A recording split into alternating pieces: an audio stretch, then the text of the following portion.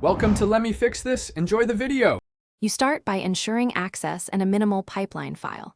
Create SSH keys and grant repo permissions, then pick a runner type based on cost and control.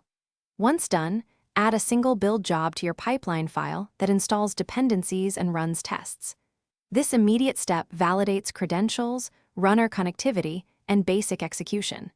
Make sure to commit that file to a feature branch so CI triggers and you can observe logs. This gives quick feedback before adding complexity. Now expand the pipeline by mapping stages and their dependencies. Define build, test, and deploy stages and run independent tests in parallel to save time. Configure artifacts to persist build outputs and caching for dependencies. Set cache keys to avoid stale results. Once set, secure runtime with environment variables stored in CI secrets or a Vault integration rather than plain text. Make sure to add conditional rules, so jobs run only on intended branches or tags to prevent accidental deploys. Finish by wiring deployment and verification into the pipeline. Configure a deploy job that targets a staging environment first, and use Canary or Blue-Green rollout to reduce risk.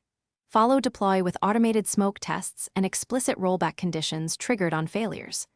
Once deployed, emit metrics and integrate notifications to Slack or email so teams know status. If something fails, check runner logs, verify artifact integrity, and rerun the specific failed stage after fixing the issue to avoid full pipeline reruns. Thanks for watching. If you found this helpful, don't forget to like and subscribe.